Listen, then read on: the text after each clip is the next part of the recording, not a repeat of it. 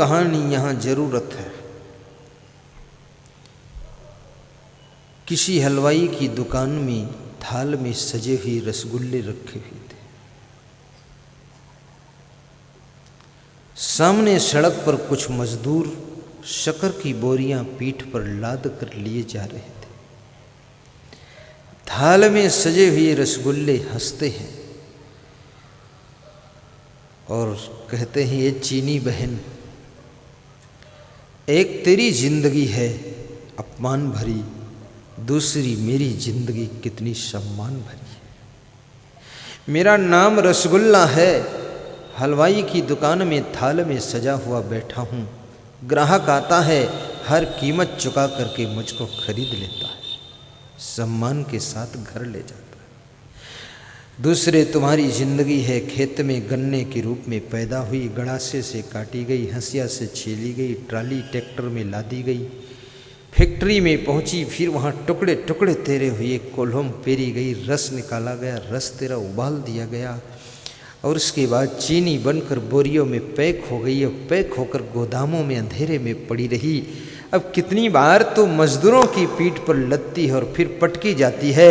क्या तेरी जिंदगी का अपमान है और क्या मेरी जिंदगी का सम्मान है? ऐसा रसगुल्ले ने कहा। चीनी बहन से रहा ना गया। ज़्यादा कोई लंबी चौड़ी बात करे तो कभी कभी आपके मन में भी हो जाता है कि थोड़ा जवाब दे दो, पर मैं इतना ज़रूर कहूँगा, किसी को जवाब देना तो बहुत सोच समझ कर जवाब देना, क्योंकि जवाब में बड़े खतरे होते हैं। कुछ न बोलो तो ठीक है,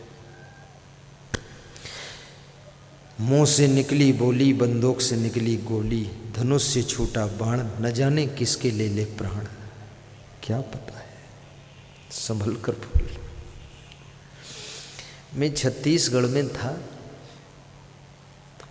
वहाँ एक राजिम नाम का शहर है।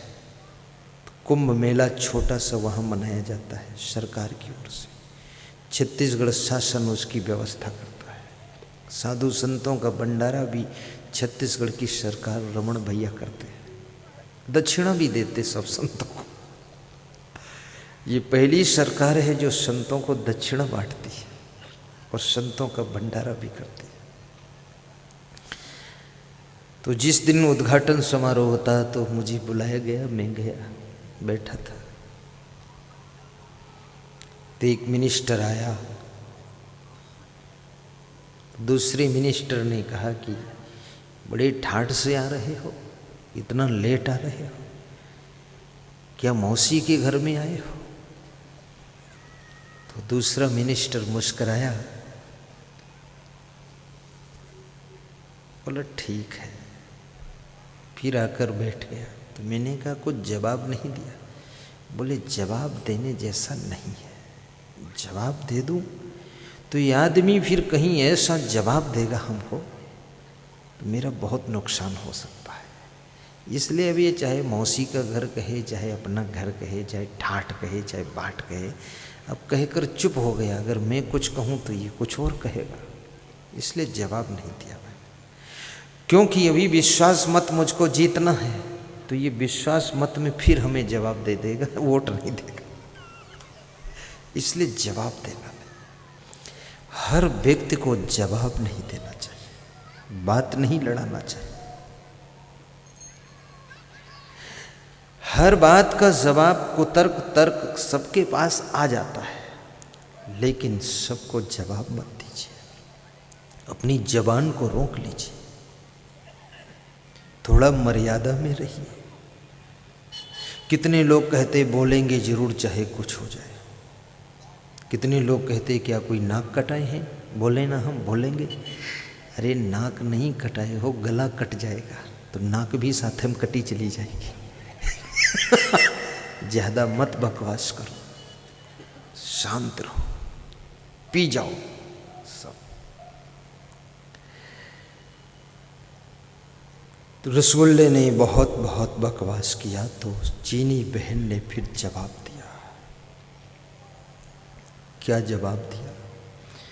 चीनी बहन ने कहा, रसगुल्ले भाई,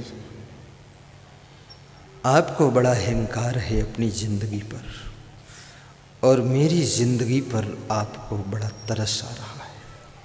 लेकिन मैं सच कहूं, मैं आपके साथ में जब तक हूं तभी तक तुम्हें रसगुल्ला कहा जाता है, और मैं जिस रोज तुम्हारा साथ छोड़ दूंगी तो कोई रसगुल्ला नहीं कहेगा, फिर केवल गुल्ला गुल्ला रह जाओगे, रसगुल्ला नहीं रहेगा। ये जो मैंने कष्ट उठाया है, मेरा रस ही तुम्हारे अंदर है जो मिठास पैदा करता है, इसलिए रसगुल्ला। तुम्हारे माँ बाप ने, तुम्हारे सास ससुर ने, तुम्हारे गार्जियन ने, तुम्हारे गुरु ने कितना कष्ट उठाया है।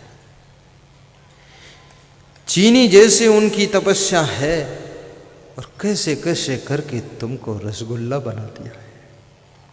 अब रसगुल्ला बनकर नखरा मत करना, ये समझ लेना रस वहाँ से आया है, गुल्ला तुम हो, दोनों मिल करके रसगुल्ला बन गए हो।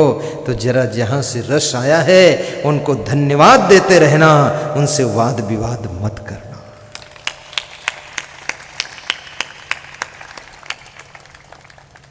ये मनुष्य जीवन केवल गुल्ला है, मानवता रस है। जिस मनुष्य जीवन में मानवता का रस नहीं है, वो मनुष्य जीवन केवल गुल्ला है। जिसमें मानवता आ जाती है फिर मनुष्य का जीवन रसगुल्ला बन जाता है। मानवता का रस अपने जीवन में बनाए रखिए ताकि आपको मनुष्य कहा जा सके। चीनी में मिठास ना हो तो चीनी क्या, मिर्चा में कड़वाहट नहीं तो मिर्चा क्या, नमक में खारीपन नहीं तो नमक क्या। और जिस मनुष्य में मानवता नहीं, मनुष्यता नहीं, इंसानियत नहीं, वो मनुष्य क्या, उससे बेहतर तो जानवर है जो घास खाकर भी दूध बना कर देता है। तुम दूध पी करके उस जानवर को भी खा जाते हो। और मनुष्य का सबसे बड़ा परोपकार मनुष्य को ज्ञान देना, जीने की कला सिखाना, अच्छे विचार देना। तो समझ लो मनुष्य को तुमने धन्य कर दिया है। अगर मनुष्य को 10 रुपये दे दो और ज्ञान नहीं दिया, अच्छे विचार संस्कार नहीं दिया, 10 रुपये की दारू लेकर पी लेगा, पैसा भी गया, उसका स्वास्थ्य भी चला गया। लेकिन अगर ज्ञान दे दिया तो 10 रुपये के बजाय 10,000 खुद पैदा कर लेगा, और दारू के बजाय दूध पिएगा, और सत्संग का अमृत सबको पिला देगा। ज्ञान बांट। दान देने से दरिद्र दूर होता है, ये प्रैक्टिकली बात है। दारू पीने से घर में दुख पीड़ा कलेश आता है। मांस मछली अंडा खाने से घर के अंदर शांति नष्ट होती है, सुख नष्ट होता है। सत्संग कराने से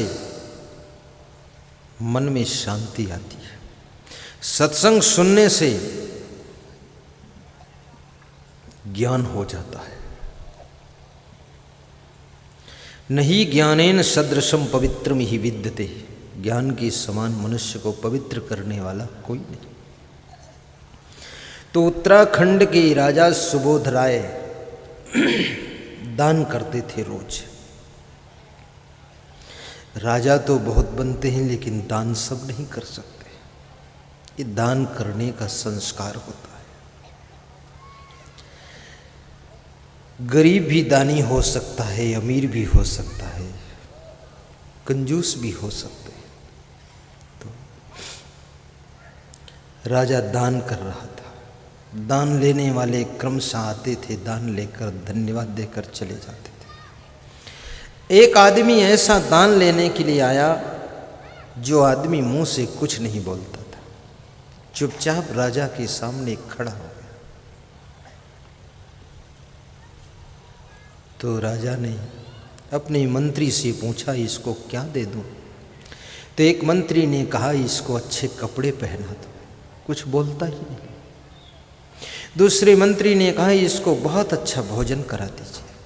तीसरे मंत्री ने कहा, इसको पैसे दे दीजिए। तो राजा सुबोध राय की बेटी पास में खड़ी थी, उसने कहा, पिताजी मैं बताऊं? भोजन खिला दोगे 6 घंटे बाद फिर भूख लगे, कपड़े पहना दोगे तो ये कपड़े से भी लफड़े करेगा, पैसे दे दोगे तो ये दारू पी लेगा। ये बोलता नहीं है, ये बोल नहीं पाता है, इसको ज्ञान नहीं है। इसको प्रयास करके ज्ञान दिला दो, इसको ज्ञान हो जाएगा तो ये भोजन, कपड़ा और पैसा तो स्वयं कमा लेगा, ये कपड़ा पैसा तो दूसरों को फिर दान करेगा। इसको ज्ञान मिलना चाहिए। ज्ञानी संतों को बुलाया गया और उस व्यक्ति को ज्ञान प्राप्त करने के लिए बिठाया गया। और वो व्यक्ति इतना ज्ञानी बना, इतना वक्ता हुआ बड़ा कि राजा सुबोध राय के मंत्रिमंडल का मुख्यमंत्री बना और पूरे मंत्रिमंडल को डील करता था। तो बेटी ने कहा, जिसको ज्ञान मिल जाता है उसको फिर सब कुछ अपने आप मिल जाता है, जिसके पास ज्ञान नहीं उसका सब कुछ धीरे धीरे खो जाता है। ज्ञान होना चाहिए। आज ये समागम ज्ञान के लिए ही हो रहा है। ज्ञान तो ज्ञान बहुत बड़ी चीज है और श्रद्धावान को ज्ञान मिलता है। इसलिए सद्गुरु की सेवा करो, उनमें श्रद्धा रखो और सत्संग समागम के द्वारा जन जन को ज्ञान दिलाओ। लाखों करोड़ों लोगों को सत्संग के माध्यम से ऐसा ज्ञान मिला है कि उसी घर में बहुत परेशान रहते थे, उसी पत्नी बच्चों में पति के साथ बहुत दुखी रहते थे, आज उसी घर में वे प्रसन्न रहते हैं। ज्ञान से सुख शांति आ गई, विचार बदल गए, स्वभाव चेंज हो गया, गम खाना सीख गए। मैं आपसे भी निवेदन करूंगा, परिवार में किसी की गलती को क्षमा भी कीजिए, स्वयं से गलती हो जाए क्षमा मांग भी लीजिए, विनम्र व्यवहार कीजिए, प्रसन्न चित्त रहने का अभ्यास कीजिए, नुकसान को सहने के लिए धैर्य रखिए। लाभ हो जाए तो अपने आप को फूलने से बचाइए, हानि हो जाए निराश होने से स्वयं को बचाइए। निराशा आने लग जाए तो समझ लेना कि और भी कुछ हानि होगी अब, क्योंकि निराशा और नुकसान करती है। हानि में भी घबराओ मत। आज मुझसे एक सज्जन ने पूछा है कि हानि लाभ जीवन मरण जस अपजस विधियात, सुनो भरत भावी प्रबल बिलख कहो मुनिनाथ। भरत जी से कह रहे मुनि कि हानि लाभ जीवन मरण जस अपजस विधियात। विधि मानी ब्रह्मा जी के हाथ में, हानि लाभ जीवन मरण, सृष्टि की रचना करने वाले ब्रह्मा जी। और जब ये तुम्हारे हाथ में नहीं तो घबराना क्या है। ब्रह्मा जी को खुश करो, वो लाभ ही लाभ भेजेंगे। अब ब्रह्मा जी नाराज होंगे तो घाटा कर देंगे। हानि लाभ जीवन मरण। आपका कर्म, आपका स्वभाव, आपका चरित्र आपके भाग्य की रचना करता है। आप भाग्य रेखाएं बहुत लोगों को दिखाते रहते हैं कि मेरा भाग्य देखो। रेखा देखने से काम नहीं चलेगा, आपको कर्म की रेखा को सुधारना पड़ेगा, चरित्र की रेखाओं को ठीक करना पड़ेगा, स्वभाव की रेखाएं संभालना पड़ेगा, तो अपने आप भाग्य की रेखा चमक उठेगी। और जिंदगी भर ये रेखाएं बनती बिगड़ती बदलती रहती हैं। ये मत समझना कि एक बार ज्योतिषी को दिखा दिया हो गया। ज्योतिषी देखेगा 7 दिन बाद रेखा चेंज हो जाएगी। आपकी रेखा आपके हाथ में है। आप अपने हाथ से कर्म करके भाग्य को उदय कर सकते हैं। ज्यादा क्रोध आता है तो क्रोध को छोड़िए, लालच बहुत हो तो लालच को छोड़िए, मोह बहुत हो मोह को त्याग कीजिए। अहंकार बहुत भरा हो तो अहंकार को भी डाल दीजिए गुरु के चरणों में। व्रत ले लो, संकल्प ले लो, प्रतिज्ञा कर लो। अहंकार की कार से उतर जाइए, विनम्रता के विमान पर बैठ जाइए। सुख शांति की मंजिल दूर नहीं है। जो अहंकार की कार में बैठता है वो दुख के दरिया में डूबता है। जो विनम्रता के विमान पर बैठ जाता है वो सुख की मंजिल पर पहुंच जाता है। विनम्र बनो। चौथी चीज कबीर साहिब कहते हैं वैराग्य। और जिसके मन में वैराग्य है, राग बहुत दुख देता है। राग यानी आसक्ति। जिस प्राणी पदार्थ में तुम्हारी आसक्ति हो जाती है उसके बिना तुम बेचैन हो जाते हो। अनासक्त होना वैराग्य हो जाना। कितने लोग कहते हैं हमको नींद ही नहीं आती है, तो हमने कहा इससे बड़ी किस्मत और क्या है।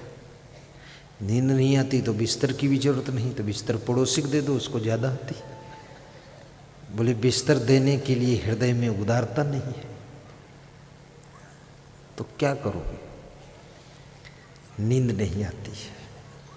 कुछ लोग ऐसे हैं जिनकी नींद जाती नहीं है और कुछ लोग ऐसे उनको आती नहीं। दोनों बदला बदली कर ले थोड़ी थोड़ी। और अधिक जागने वाले व्यक्ति को दिमाग में सिर दर्द और उलझन बहुत होती है। फिर उसको गुस्सा बहुत आएगा क्योंकि उसका माइंड रेस्ट नहीं पाया, बॉडी रिलैक्स नहीं हो पाई और बॉडी का सिस्टम बिगड़ जाएगा। जो बहुत कम सोएगा, 7 घंटे सोइए और 7 से ज़्यादा सोते हो तो भी अन्याय हो रहा है और 6 से कम सो रहे हो तो भी गड़बड़ हो रहा है। कम से कम 6 घंटे, अधिक से अधिक 7 घंटे। और किसी रोज ज़्यादा नींद आए तो 8 घंटे भी सो लेना, लेकिन 18 घंटे सोओगे सिर के बाल झड़ जाएंगे, मुंह इतना फूल जाएगा कि लगेगा मुंह में गालों में हवा भरी है।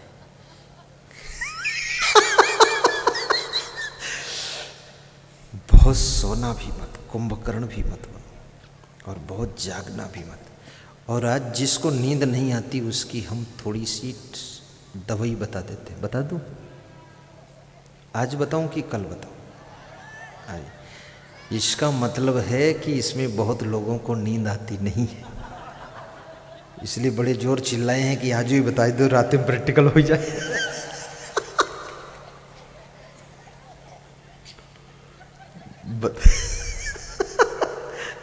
पीछे लोग बहुत खुश हैं। बता देता हूँ, फ्री की दवा है। अब ये भी सोचना तुम पे काम ना करे तो वो तुम्हारा दुर्भाग्य, पर दवाई फ्री की है। जब बिस्तर पर लेटिए आप, बिस्तर बहुत कोमल न हो और बिस्तर बहुत कठोर न हो, मीडियम होना चाहिए, पहली शर्त। और शरीर को तकलीफ ना हो, दूसरी शर्त है।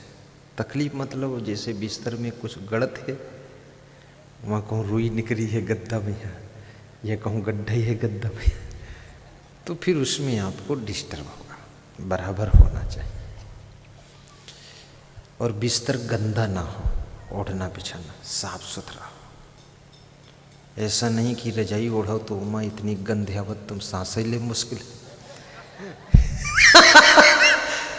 कितने लोगों की रजाई नहीं है, पूरी वो मैल की मलाई है।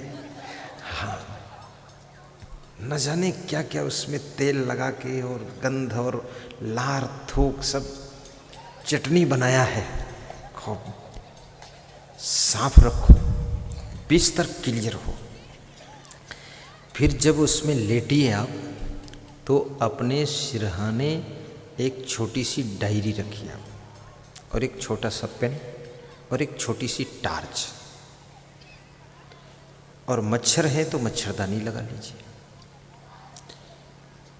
तो जिस समय तुम लेटोगे तो लेटते ही तुम्हारा मन सोचना शुरू करेगा कि कल उस दोस्त को ये बात बोलनी है, नौकरों को ये काम बताना है, कल वहाँ पैसा भेजना है, कल वो गाड़ी बनवानी है, कल उसमें ये करना है वो करना है, ऐसे सब विचार आएंगे।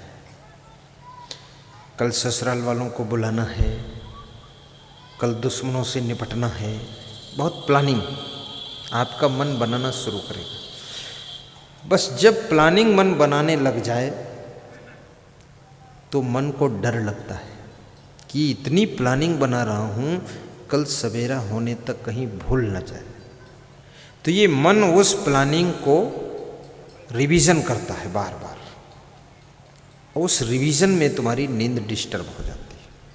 तुरंत उठकर बैठ जाइए, टार्च जलाइए, कलम खोलिए, डायरी निकालिए और सारी प्लानिंग को नोट कर दीजिए, फिर सिरहाने रख दीजिए, फिर लेट जाइए। अब जो प्लानिंग का लोड तुम्हारे मन में था वो लोड तुमने कंप्यूटर में डाल दिया, डायरी में डाल दिया, मन हल्का हो गया। अब निश्चिंत हो गया मन कि भूलेगा नहीं, डायरी में नोट है, कल पढ़ के काम करेंगे। एक काम। अब मन आपका फ्री हुआ तो क्या करना है? दाहिने 4 करवट लीजिए और 4 सांस लीजिए, फिर सीधे करवट लीजिए, 8 बार सीधे आइए, 8 सांस लीजिए और बाएं करवट लीजिए 16 बार और 16-16 सांस लीजिए, ऐसा 4, 8, 16 और फिर सीधे होकर के हाथ पांव ढीले कर दीजिए। अब ये सोचो कि हम मरने जा रहे हैं, कि ये मरने जा रहे हैं, मतलब मरेंगे नहीं लेकिन मरने जा रहे हैं। 6 घंटे के लिए मरूंगा और 6 घंटे बाद जिंदा हो जाऊंगा, दुनिया से कोई मतलब नहीं। जैसे मुर्दा मर जाता है तो दुनिया से कोई टेंशन नहीं रखता है, ऐसे 6 घंटे हम मुर्दे जैसे पड़े रहेंगे, सोएंगे, अब टेंशन नहीं करेंगे, क्योंकि इस दुनिया को कोई संभाल नहीं सकता पूरा। फालतू टेंशन मत करो, लेट जाइए और आंखें बंद कर लीजिए। आंखें खुला मत रखिए, आंखें बंद करिए, कपड़ा से नहीं, आंखें आंखों से बंद करो, पलकों से। ये नहीं ऊपर कपड़ा डालो भीतर खोले रहो यानी आंखें मूंद लो, बंद करने करती है, और फिर हल्की सांस लो।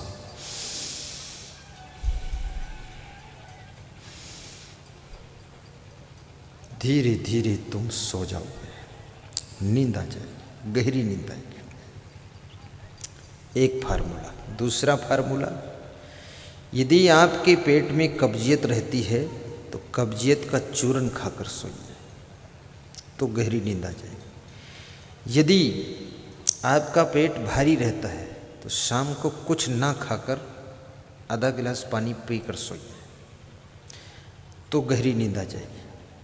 यदि आपके हाथ पांव ज़्यादा गर्म रहते हैं तो हाथ पांव धोकर सोइए तो गहरी नींद आ जाएगी। यदि आपका मस्तक गर्म रहता है तो मुंह धोकर सोइए तो अच्छी नींद आ जाएगी। यदि